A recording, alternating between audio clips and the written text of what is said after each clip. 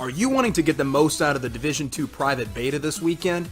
In today's video, we're going to take a detailed look into the top 5 things you should do to get the most out of this weekend's Division 2 beta. So let's hop in.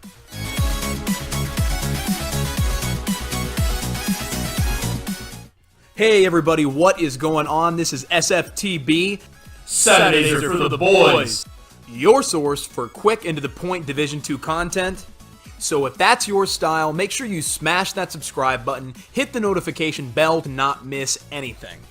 So after you've taken back the White House, forming a base of operations, and gotten the settlement all up and running, that's when most of the things that you can do in the beta will be unlocked. There is so much that you can do in the beta that I'd be surprised if you did it all. So I've made it easy by making a top 5 list of the things that you will want to try out to see if the game is for you and what it's capable of. We're going to go ahead and start it off with number 1, which is going to be the main missions, with the first being the Grand Washington Hotel. On the roof, you will eventually get to fight a boss named Saint.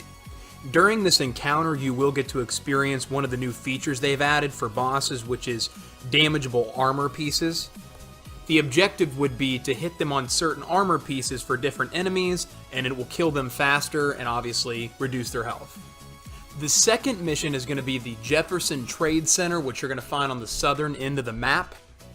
Your objective here is going to be to rescue a missing division agent, and you will at the end fight a sniper boss named Coyote, where the invaded mission will take place once it becomes unlocked. Now number 2 is going to be Control Points, which is a brand new featured activity for Division 2.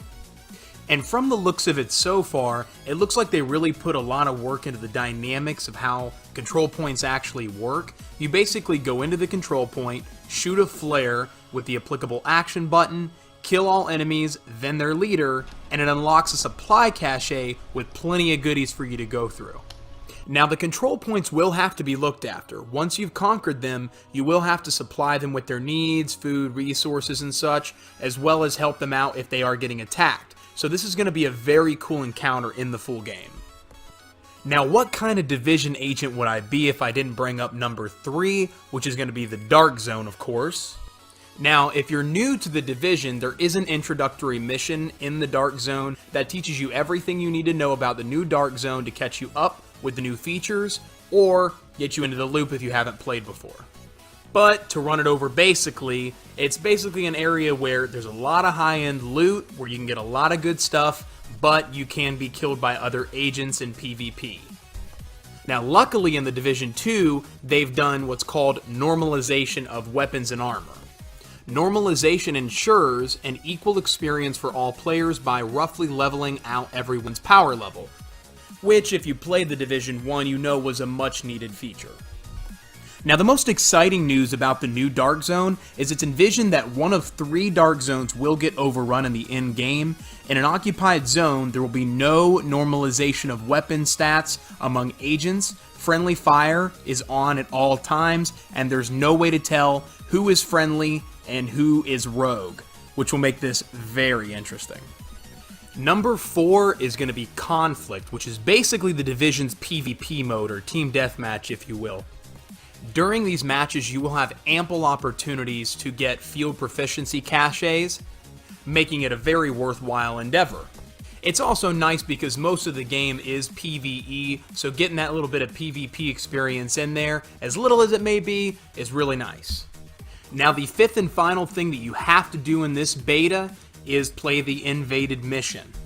Now to be clear, you automatically won't be able to do so. To complete the invaded mission, or well, to activate it rather, you will have to complete the Jefferson Trade Center mission, which is the second mission out of your main missions.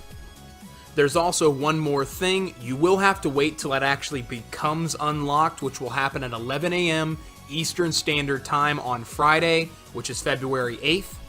And as we've been told, you will get a notification if you are playing when that happens, letting you know that you can now play the invaded mission. You will have to log out first.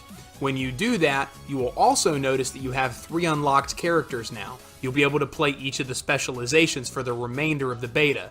The Survivalist, Sharpshooter, or Demolitions, you get to choose.